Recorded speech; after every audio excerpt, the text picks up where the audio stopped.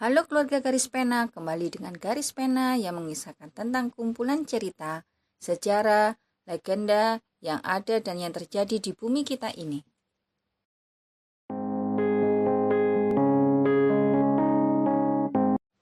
Sebelum itu keluarga Garis Pena, jangan lupa tekan tombol subscribe dan like jika kalian menyukai video ini. Serta jangan lupa share supaya Garis Pena ini dapat berkembang dengan lebih baik lagi. Keluarga Garis Pena, kita bertemu lagi dalam segmen GPB, yaitu Garis Pena Biografi. Kali ini kita akan membahas dan bercerita tentang kisah jejak perjalanan hidup seseorang yang baik terkenal dan masuk dalam sejarah Indonesia dan dunia. Dalam segmen ini kita akan bercerita tentang biografi Bapak Haji Muhammad Soeharto bagian ketiga.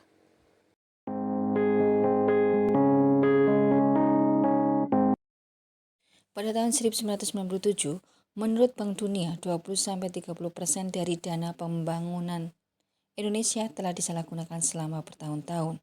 Krisis finansial Asia pada tahun yang sama tidak membawa hal bagus bagi pemerintahan Presiden Soeharto ketika ia dipaksa untuk meminta pinjaman, yang juga berarti pemeriksaan menyeluruh dan mendetail dari IMF.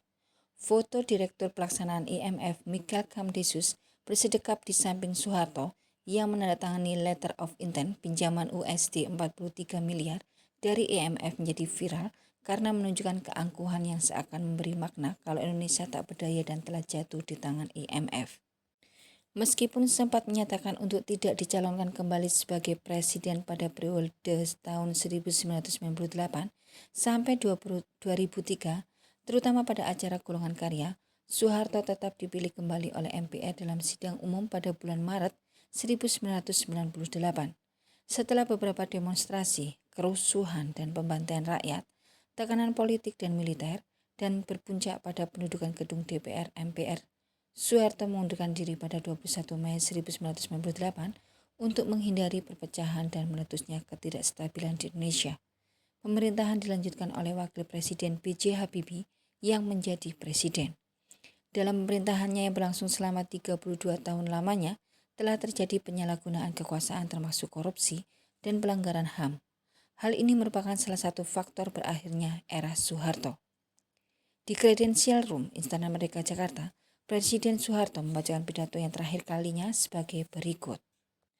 Sejak beberapa waktu terakhir, saya mengikuti dengan cermat perkembangan situasi nasional kita, terutama aspirasi rakyat untuk mengadakan reformasi di segala bidang kehidupan berbangsa dan bernegara.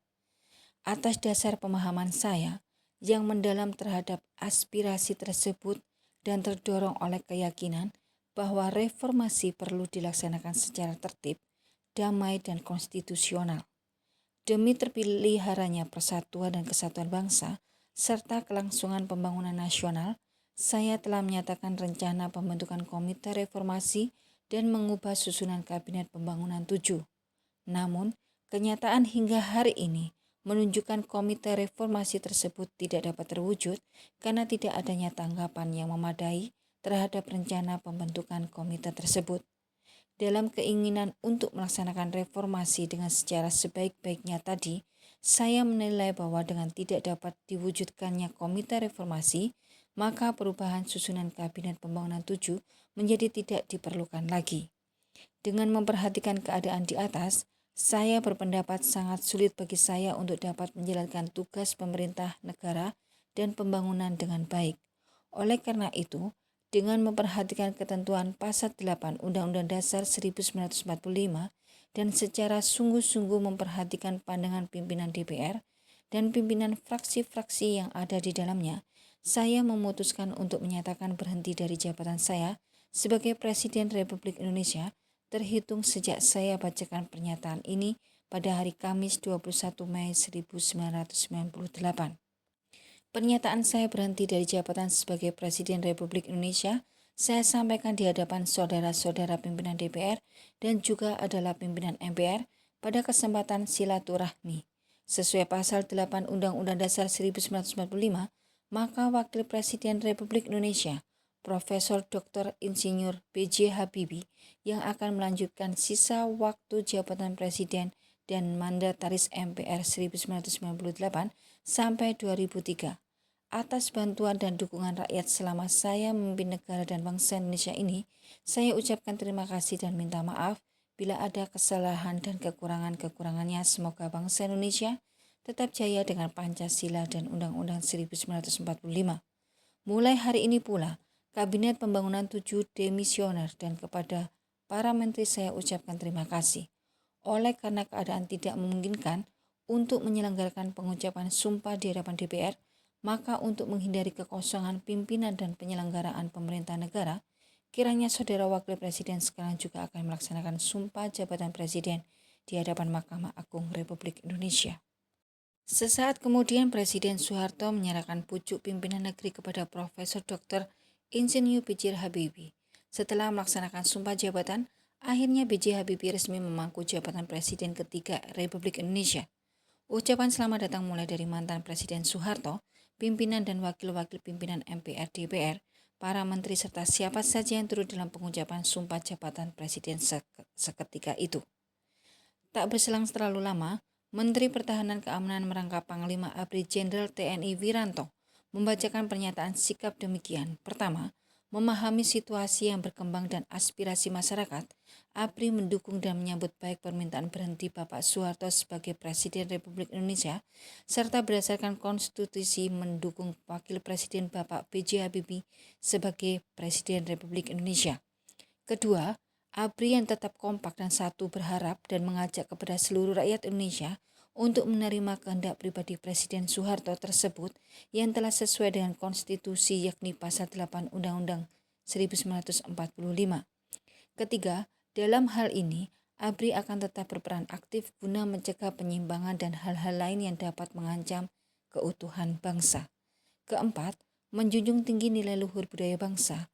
ABRI akan tetap menjaga keselamatan dan kehormatan para mantan presiden atau mandataris MPR termasuk Bapak Soeharto beserta keluarganya. Kelima, ABRI mengajak semua pihak agar bersikap tenang, mencegah terjadinya kerusuhan dan tindak kekerasan yang akhirnya akan merugikan masyarakat sendiri. Setelah Soeharto resmi mundur dari jabatan sebagai presiden, berbagai elemen masyarakat mulai menuntut agar digelar pengusutan dan pengadilan atas mantan presiden yang berkuasa paling lama di Indonesia itu. Pada 1 September tahun 1998, tim Kejaksaan Agung mengumumkan adanya indikasi penggunaan uang yayasan di bawah pemerintahan mantan Presiden Soeharto. Melalui Televisi Pendidikan Indonesia atau TPI, pada 6 September 1998, Soeharto muncul dan menyatakan bahwa dia tidak mempunyai kekayaan di luar negeri. Jaksa Agung A.M. Galib dan Menko Wasbang Pan Hartarto menemuinya di Jalan Cendana, Jakarta, untuk mengklarifikasi pernyataan tersebut. Pada 21 November 1998, Faksi Karya Pembangunan atau VFKP mengusulkan kepada pemerintah agar menetapkan mantan Presiden Soeharto sebagai tahanan kota. Ini merupakan tindak awal pengusutan harta dan kekayaan Soeharto yang diduga berasal dari kolusi, korupsi, dan nepotisme atau KKN. Pada 3 Desember 1998, Presiden B.J. Habibie menginstruksikan Jaksa Agung A.M. Galib segera mengambil tindakan hukum memeriksa mantan Presiden Soeharto. Pada 9 Desember 1998, Soeharto diperiksa tim Kejaksaan Agung di Kejaksaan Tinggi Jakarta sehubungan dengan dana yayasan, program mobil nasional, kekayaan Soeharto di luar negeri, dan kasus Tapos. Majalah Time melansir berita tentang kekayaan Soeharto di luar negeri yang mencapai 15 miliar US dollar pada 27 Mei 1999. Soeharto menyerahkan surat kuasa khusus kepada Jaksa Agung A.M. Galib untuk menelisik kekayaannya di Swiss dan Austria seperti diberitakan majalah Time. Pada 2 Juni 1999, Soeharto mengadukan majalah Time ke Markas Besar Kepolisian Republik Indonesia atas tuduhan menfitnah pada pemberitaannya. Soeharto menuntut ganti rugi sekitar 27 miliar dolar Amerika Serikat. Dalam persidangan gugatan, akhirnya Mahkamah Agung memenangkan gugatan mantan Presiden Soeharto terhadap majalah Time Asia. Dalam putusan Majelis Hakim Agung yang diketuai Ketua Muda Militer MA Mayor Jenderal TNI Purnawirawan Jerman Hudiarto dan beranggotakan Baudin Qaudri serta M. Taufik, tanggal 31 Agustus 2007 itu, majalah Time Asia diperintahkan membayar ganti rugi imateril senilai 1 triliun kepada Haji Muhammad Soeharto. MA memenangkan Soeharto lawan majalah Time Asia. Soeharto memiliki dan mengetahui 7 buah yayasan, yaitu Yayasan Dana Sejahtera Mandiri, Yayasan Super Semar, Yayasan Dharma Bakti Sosial, Yayasan Dana Abadi Karya Bakti, Yayasan Amal Bakti Muslim Pancasila, Yayasan Dana Gotong Royong Kemanusiaan, Yayasan Trikora. Pada 1995, Soeharto mengeluarkan keputusan Presiden nomor 90 tahun 1995. Kepres ini menghimbau para pengusaha untuk menyumbang 2% dari keuntungan untuk Yayasan Dana Mandiri. Hasil penyidikan kasus 7 Yayasan Soeharto menghasilkan berkas setebal 2.000-an halaman. Berkas ini berisi hasil pemeriksaan 1.134 saksi fakta dan 9 saksi ahli. Berikut ratusan dokumen otentik hasil penyitaan 2 tim yang pernah dibentuk Kejaksaan Agung sejak tahun 1999. Menurut Transparency International, Soeharto menggelapkan uang dengan jumlah terbanyak dibandingkan pimpinan dunia lain dalam sejarah dengan perkiraan 15-35 miliar dolar Amerika Serikat selama 32 tahun masa pemerintahannya. Pada 12 Mei 2006, bertepatan dengan peringatan sewindu tragedi Trisakti, Jaksa Agung Abdul Rahman Saleh mengeluarkan pernyataan bahwa pihaknya telah mengeluarkan surat keputusan penghentian penuntutan SKPP perkara mantan Presiden Soeharto yang isinya menghentikan penuntutan dugaan korupsi mantan Presiden Soeharto pada 7 yayasan dipimpinnya dengan alasan kondisi fisik dan mental terdakwa yang tidak layak diajukan ke persidangan. SKPP itu dikeluarkan Kejaksaan Negeri Jakarta Selatan pada 11 Mei 2006, namun SKPP ini lalu dinyatakan tidak sah oleh Pengadilan Negeri Jakarta Selatan pada 12 Juni 2006. Presiden Soeharto dinilai memulai penekanan terhadap suku Tionghoa, melarang penggunaan tulisan Tionghoa tertulis di berbagai material tertulis, dan menutup organisasi Tionghoa karena tuduhan simpati mereka terhadap komunis. Selain itu, hak-hak politik etnis Tionghoa dibatasi dan agama Konghucu tidak diakui keberadaannya. Pada 1970, Soeharto melarang protes pelajar setelah demonstrasi yang meluas melawan korupsi. Sebuah komisi menemukan bahwa korupsi sangat umum. Soeharto menyetujui hanya 2 kasus dan kemudian menutup komisi tersebut. Korupsi kemudian menjadi sebuah endemik. Di pemerintahan melalui kontrol militer, penyesoran media, dia menguasai finansial dengan memberikan transaksi mudah dan monopoli kepada saudara-saudaranya, termasuk 6 anaknya. Dia juga terus memainkan faksi perlainan di militer melawan satu sama lain, dimulai dengan mendukung kelompok nasionalis dan kemudian mendukung unsur Islam. Pada tahun 1975, sehari sebelum invasi ke Timur Timur yang didukung Amerika Serikat dalam era Perang Dingin. Pada tahun 1973, dia memenangkan jangka 5 tahun berikutnya melalui pemilihan Electoral College dan juga terpilih kembali pada 1978, 1983, 1988, 1993, dan 1998.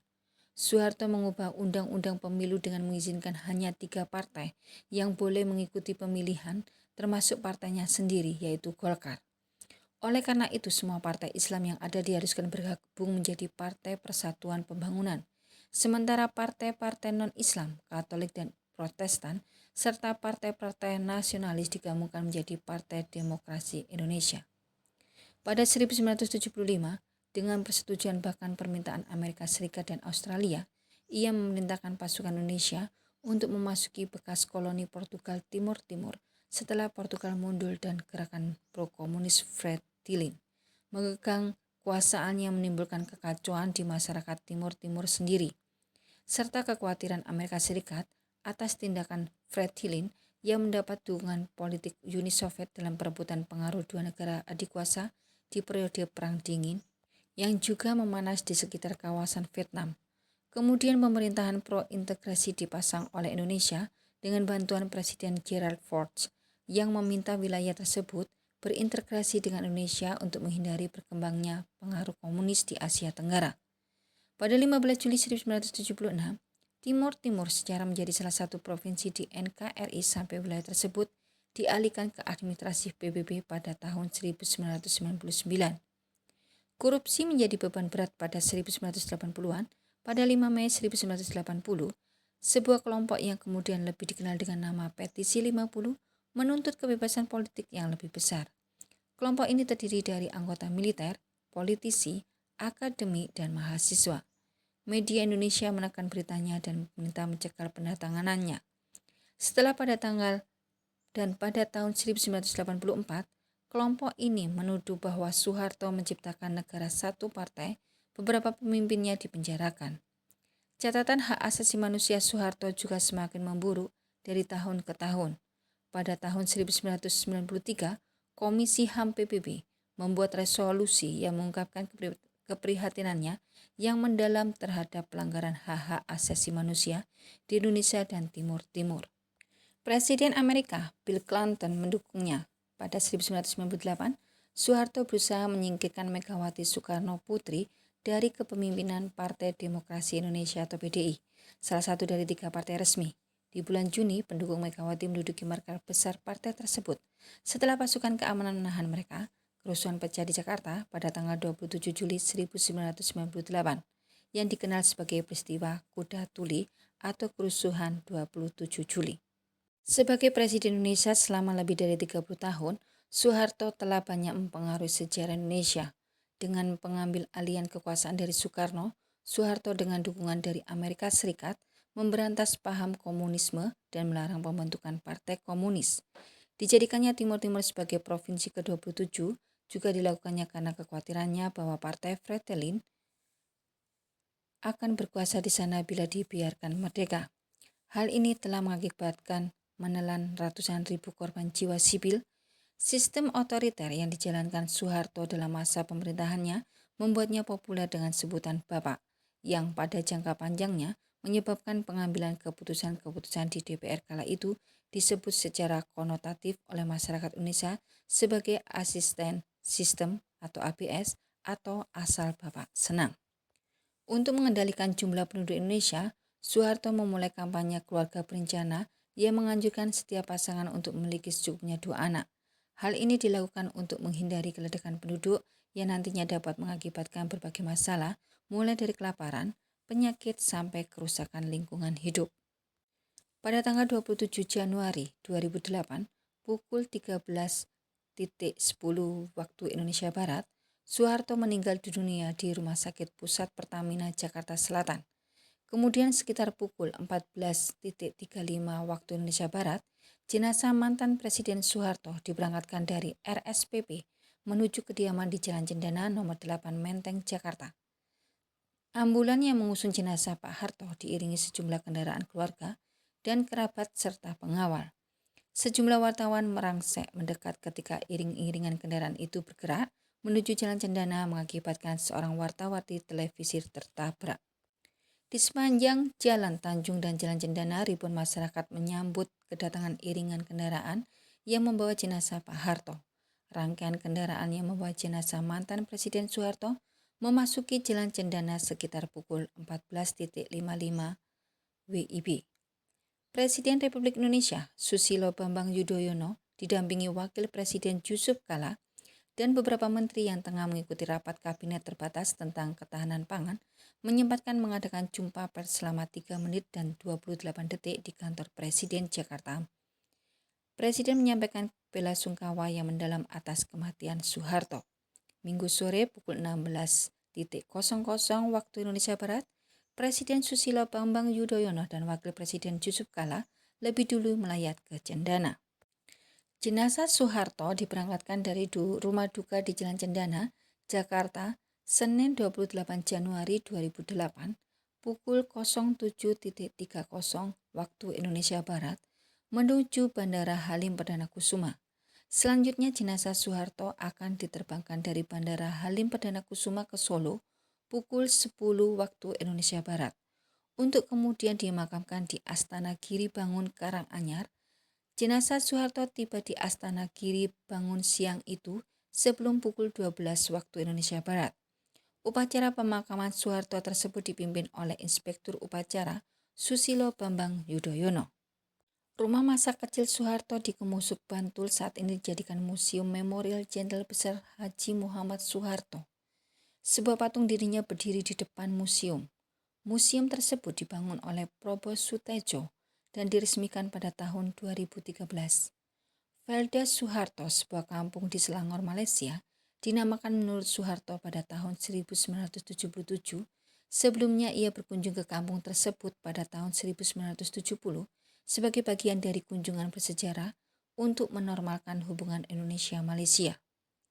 Pada tahun 2013 muncul slogan bahasa Jawa, isi penak zaman kuto, diartikan dalam bahasa Indonesia yaitu masih enak zaman saya kan, atau piye kabare isi penak zaman kuto. Di dalam bahasa Indonesia, bagaimana kabarnya masih enak zaman saya kan? Dan di stiker kaos dan internet yang menyatakan bahwa zaman pemerintahan Soeharto lebih baik ketimbang zaman sekarang. Mantan Perdana Menteri Malaysia Mahathir Mohamad berkata, sebelum saya bertemu langsung dengan Presiden Soeharto, saya selalu mengikuti perkembangan dari berbagai kebijakan yang dijalankan oleh pemerintahan beliau. Saya merencanakan apabila nanti diangkat menjadi Perdana Menteri, maka kunjungan luar negeri saya yang pertama kali adalah kepada Presiden Soeharto. Saya melihat setiap ucapan dan tindakan yang dilakukan Pak Harto benar-benar menunjukkan kualitasnya sebagai seorang pemimpin. Walaupun Pak Harto memiliki latar belakang sebagai tentara, ia tidak menunjukkan sikap yang sombong dan kalimat-kalimat yang keras. Bahasanya juga baik sekali. Saya biasa dengan dia. Setelah menjadi Perdana Menteri, saya beberapa kali bertemu dengannya. Kita ada perbincangan antara sahabat dekat. Saya menghormati Bapak Soeharto karena dia mengubah Indonesia dari negara yang mempunyai banyak masalah di zaman Soekarno. Dia dapat menguatkan perpaduan di kalangan masyarakat suku di Indonesia. Ini bukan suatu negara yang mudah diperintah, tetapi setelah Soeharto mengambil alih, Indonesia tidak terpecah. Ada masalah sedikit di Aceh, tapi umumnya dia berhasil mengganti citra Indonesia menjadi lebih maju. Memang ada hal yang tidak benar dilakukan, di mana-mana pemimpin juga begitu. Selama menjadi Presiden Republik Indonesia dan perwira militer, beliau menerima berbagai penghargaan baik dalam maupun luar negeri, di antaranya Bintang Republik Indonesia Adipurna, Bintang Mahaputra Adipurna, Bintang Jasa Utama, Bintang Budaya Paramadharma, Bintang Gerilya, Bintang Sakti, Bintang Dharma, Bintang Yuda Dharma Utama, Bintang Kartika Eka Paksi Utama, Bintang Jalasena Utama, Bintang Swabuana Paksa Utama, Bintang Bayangkara Utama, Bintang Kartika Eka Paksi Pratama, Bintang Kartika Eka Paksi Nararya, Bintang Sewindu, Angkatan Perang, Bintang Garuda. Setia Lencana Teladan, Setia Lencana Kesetiaan, Setia Lencana Perang Kemerdekaan 1, Setia Lencana Perang Kemerdekaan 2, Setia Lencana GOM 1, Setia Lencana GOM 2, Setia Lencana GOM 3, Setia Lencana GOM 4, Setia Lencana Setia Dharma, Setia Lencana Wiradharma, Setia Lencana Penegak, Bintang Legiun Veteran Republik Indonesia. Itulah perjalanan hidup Bapak Pembangunan kita, Haji Muhammad Soeharto, Presiden kedua negara Indonesia. Oke, demikian video ini. Mungkin ada saran, kritik, serta kisah, sejarah, legenda, atau cerita yang ingin aku bahas. Kalian share di kolom komentar di bawah ini. Sekian videonya, saya ucapkan terima kasih yang sudah menonton. Dan suka videonya, klik like-nya, dan jangan lupa tombol subscribe sehingga dapat notifikasi dari video kami. Garis pena dan see you, bye!